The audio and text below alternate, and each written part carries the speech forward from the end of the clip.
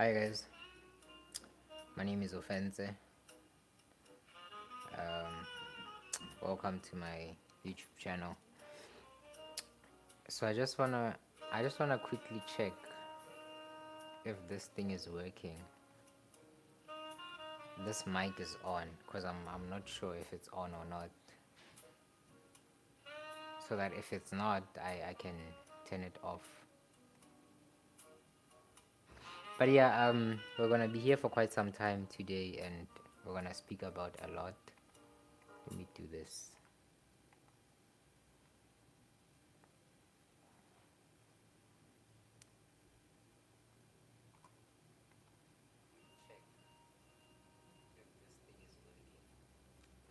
Okay, it's fine. I don't think it's on.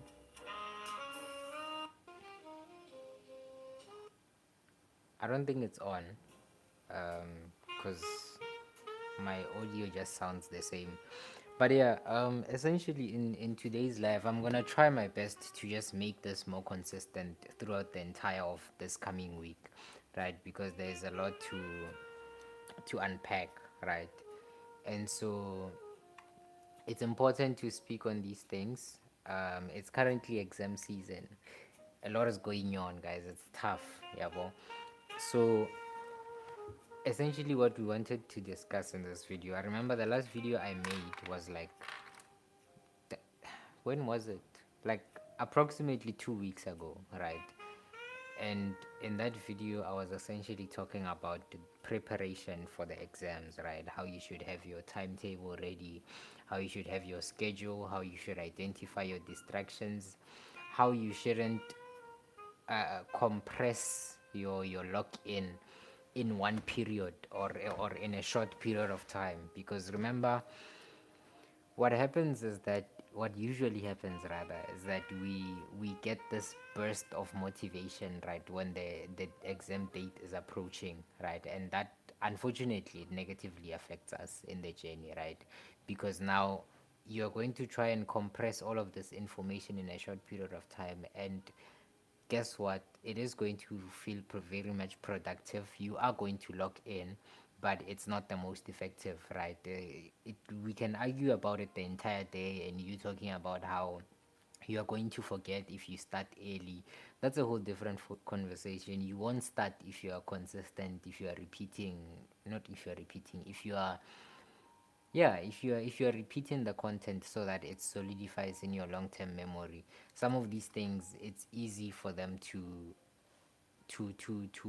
leave your memory, right? Because you did them once and then you move on from it, right? So essentially the conversation was around that. And then now that we're already deep inside of exam season, it's just us talking about the entire period as it is, right? Because what's happening now is that you have your own timetable, you have your own individual timetable, right? And it's different from the one that I have, that other person has, right? So it's you being able to identify how you're going to distribute your time, um, for each and every one of those subjects that you're doing, right? And of course it is going to be pretty easy, right, when it comes to hey Lozi, man, a lot is going on, man. UCT is not healthy for us.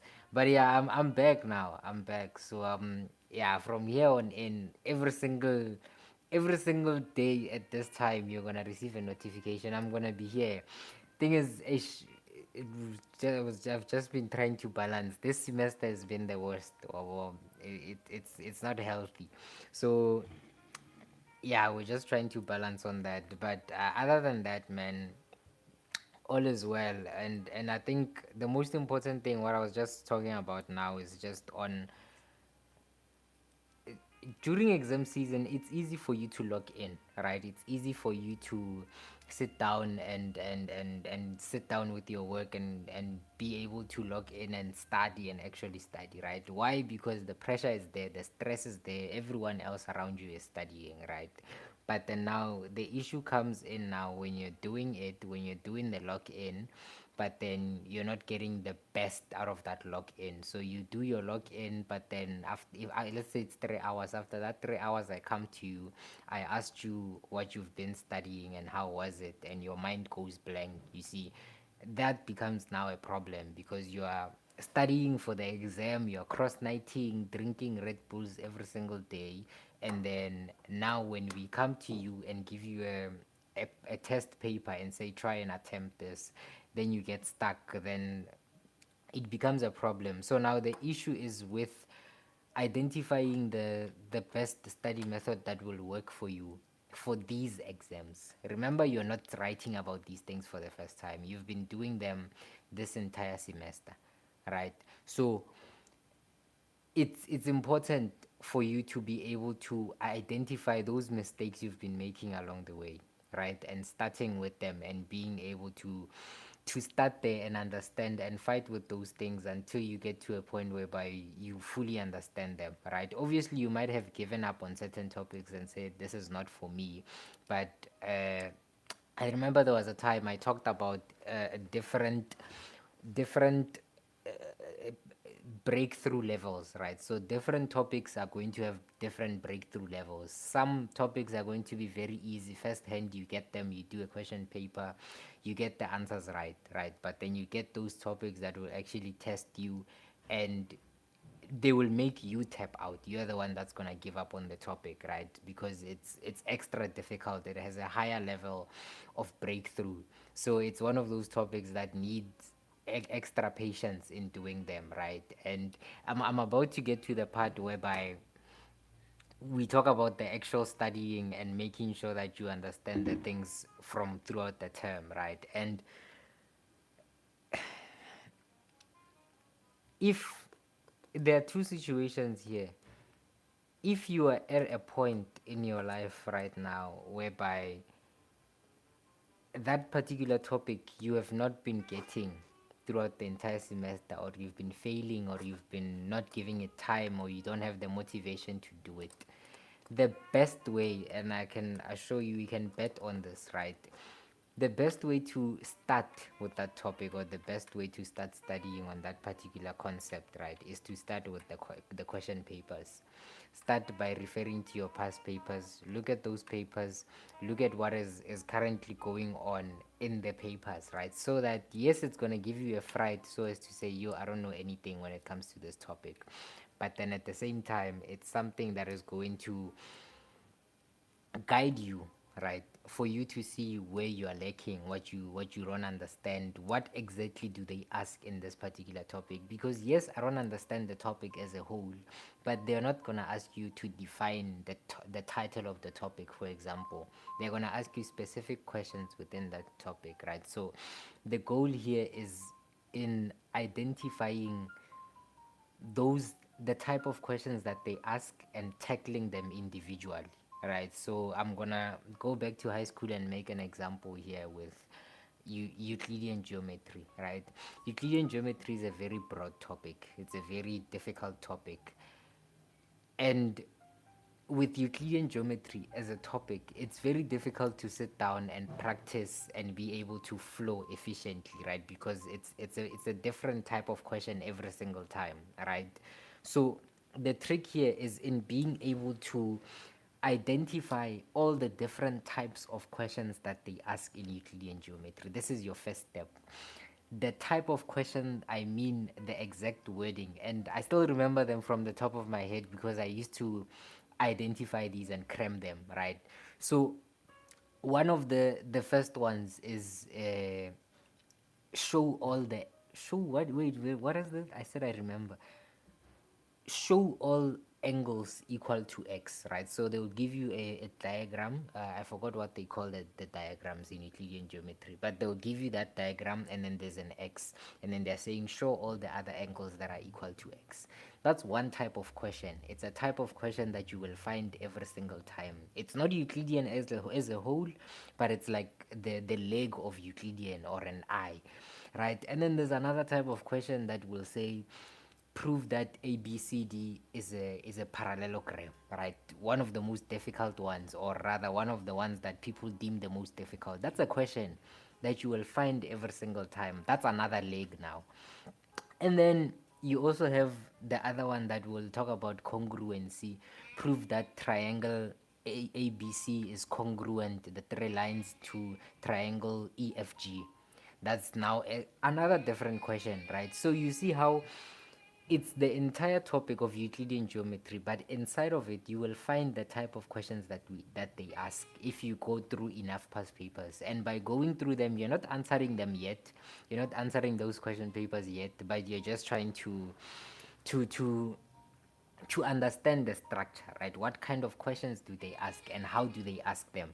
Because this is something that will make it easier for you when what you call this thing, it will make it easier for you when you're starting on the topic, right? Because sometimes with these topics that we find difficult, the reason it's even difficult to start is because you don't know where to start, what to expect in the test, how it will be asked, how you're going to answer it. So don't start by reading a random paragraph from the textbook or the introduction or whatever. Start with the questions, look at what they ask you, how many marks do they carry, how do they ask it, right? What else do they ask that is not like that is unusual, right? That I have to know. Maybe around the theory they ask me something around that. So it's the trick or the skill, no, not skill, but the trick is in being able to identify the different topics, the different questions that they will ask in that particular topic, subtopic that you're struggling with, right? And once you identify those, it's easier for you to go step by step and say, oh, what does this question mean? And in which part of the notes is talking, which part of the notes is talking about this, right? You go to that particular section, try and get more questions related to that question, right? Specifically related to that, right? If you are in Euclidean geometry, you're doing questions that say prove that ABCD is a parallelogram. Try it the first time. If you fail it, ask someone. If you fail it, watch a YouTube video about it. If you fail it, go and look for a memo, see how the answer is being processed, go back again. It's a cycle. Ask someone again, go to a different YouTube channel. And then this cycle is something that will essentially help you in getting those bits and pieces. You may feel like there's no hope, right, in you repeating these things, but by repeating this cycle and making sure that you're trying to understand this topic, it gets to a point. It gets to a point whereby you collect these bits and pieces and you start connecting the dots. Oh, this is why they start by saying assume that 1 2 3, right? Or the second line is when you start commenting on these two corners, right? You now you start to get the flow of the answer. So now it becomes easier for you to be able to what to get the gist of the whole thing, right? So it's important, very very important. If it's difficult, start by looking at the questions. You're not answering them, but look at them to get a gist of what is going on. And once you get that gist, it's better, it's easier. Even when you are reading your notes, you know that, oh, okay, I'm reading this in my notes, but I know that I'm gonna expect a question that will ask around these lines, right? Obviously, you're not gonna look at one question paper. You look at maybe three, right? You compare across those three to say, oh, all of these three question papers have something in common. All of them ask me to prove that this thing is equal to this, even though it's not the same diagram, but the method of asking or the question that they're asking is similar. So, which means my answers, the method I'm going to be using for each of these answers is going to be similar. So now it becomes easier for you. It's something that is going to help you in the long run, you see. So very very important, right? That is the first point. I know I'm not saying these things in a particular order, but that is the first thing I wanted to touch on. So as to say, if you find the topic difficult, yes, the first step might be to ask someone to explain it to you, but if you don't know what to expect, it's very difficult to even listen to that person because you don't know what it selective hearing is something that will naturally come to us. Wabo. It's something that will naturally happen, but that selective hearing is easier when you know that, oh, okay, I saw a question there on the memo, it was asking about this, right? So when this person is explaining this part to me, I know they are referencing that section, right? So it's easy, it becomes easier for you to be able to connect the dots. It gives you more motivation even to proceed, right? Because if you are looking at a question paper and it's saying 15 marks and you don't understand anything from that 15 marks, it's going to stress you. Yes, maybe if you've built that giving up the giving up belt, or that belt giving up tree, if you have grown it enough, when you look at a question and you don't understand, you move on from it. You're like, minus 15. It's not a good habit, right? And it's something that you need to outgrow, and the only way to outgrow that kind of habit is by understanding that every single topic is understandable. It wouldn't be in your grade if it wasn't meant for you, and there's no such thing as it's for other people and not for you. We are all different. We have different levels of breakthrough points, right?